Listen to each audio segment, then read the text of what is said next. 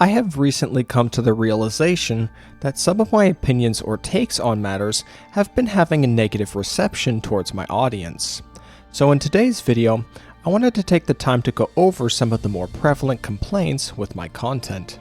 If you are someone who thinks I have nothing to apologize for, or that I am being bullied into this, I want to make it clear that I am doing this of my own volition, and that I believe it's important for me as an individual to not let things get out of hand. I happen to agree with some of the complaints thrown my way, and I would like to go over them now in an attempt to reel in my behavior before I become too unreasonable or too radicalized. Before I begin, I must mention that I will be saving the criticisms of my WuWa community video for its own separate discussion, as I believe there is a lot to unpack in that one video in particular that I would rather save for another time to dedicate all my attention to.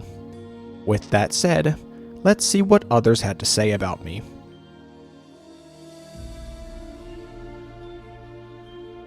There wasn't much negativity I found with any individual point I made with this video, but more so the overall conversation that actually any game should be allowed to be compared to another.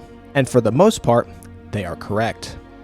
Even if two video games share little or even no common characteristics between each other, a person still makes the decision to spend their limited time in the day, or even money, on one or the other. And in the context of gacha games, this is greatly magnified. Despite being free to play, gachas can be the most demanding of your time, and possibly even money, than any other genre of video game. In that regard, even across massive differences in genres, gacha games will always share or have similar monetization systems, content update structure, and account progression design, which is indeed something that deserves comparison regardless of the game in question. So yes, I believe there can be comparisons made among two different gacha games, as there is always so much more going on under the surface than just how the two games play alike. It was incredibly inflammatory of me to go after the waifu over meta crowd simply over a disagreement I had with their approach to answering questions new players had with their account. Yes, not everyone plays the exact same, but everyone ideally is playing for the exact same end result: to have fun.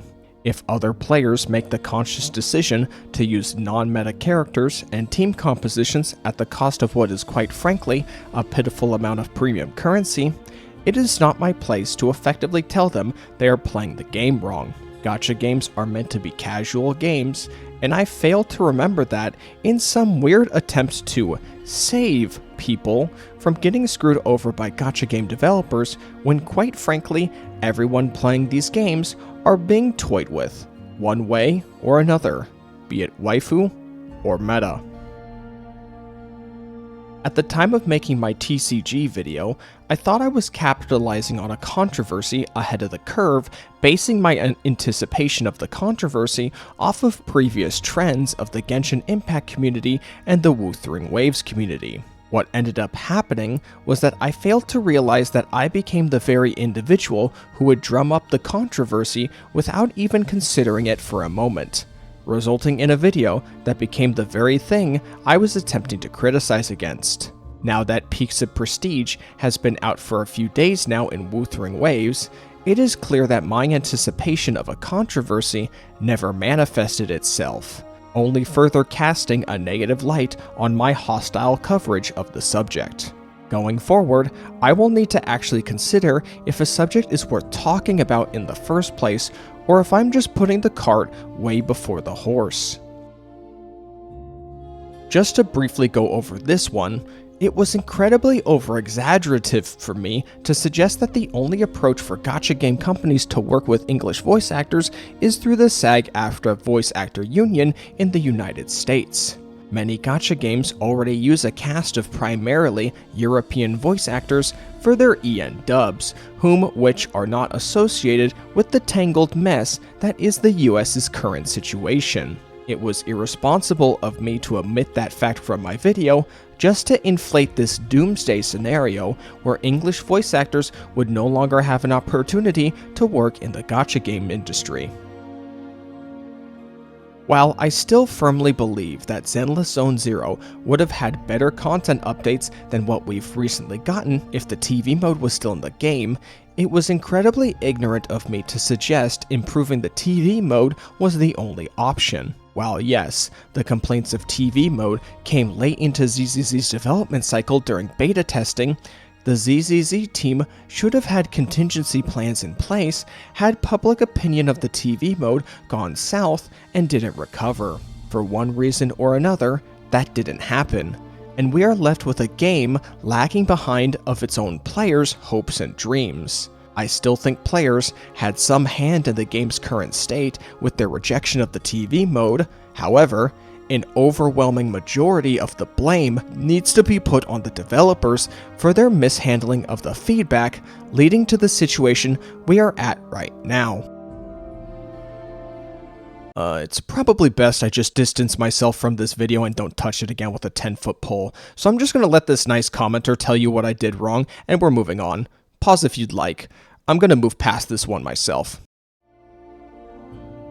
Not to downplay those of you who are indeed suffering from performance issues with version 2.4 of Wuthering Waves, however, I have come to the realization that my experience of the 2.4 optimization issues is not a good representation of the situation at hand. My disgruntled behavior with the performance of 2.4 comes from my own personal fatigue of the video game industry at large, pushing for marginally improved graphics at the cost of everyone's ability to comfortably play the game or afford the hardware required in the first place. With that being said, ray tracing, for all intents and purposes, should be treated as a luxury setting, not the default for visuals. To be completely honest, my reasons for using ray tracing wasn't even for the in-game reflections, but how the changes in lighting would make the game world more vibrant than how the game's colors looked to me without them. However, in version 2.4, Kuro Games has introduced a global filter option, which allows you to finely tune the colors you want to play the game with. Going forward, I will simply play the game without ray tracing on and make use of the global filters to accommodate. Who knows, I might even find color settings I really like. I believe I have gone through all the criticisms I wanted to go over in regards to my recent content uploads and personal behavior. Putting your voice out there in a public space like YouTube truly is an eye-opening experience. When you spend hours putting together and reading a script, you only ever have yourself to consult as a frame of reference on whether or not something should or shouldn't even be said. So when that opinion finally makes it to a wider audience, it can be a really abrupt wake-up call to be told that some of your thoughts and opinions were misguided or even made in bad faith almost immediately. I've got a lot to work to do if I want to be well regarded and respected on the internet without needlessly stirring the pot or drumming up drama. After I upload this video, I want to slow down my work on YouTube for some time and focus more so on my personal life. In case you are not already aware, I currently have no intention to monetize my content and simply want to pursue this as a hobby. But like with all hobbies, there needs to be some restraint in order to maintain a healthy work-life leisure balance. And if my sleep schedule is anything to go by having started this channel, I have been neglecting that very important balance. So, until the next upload, this has been Arikado Zodan, and I'm clocking out.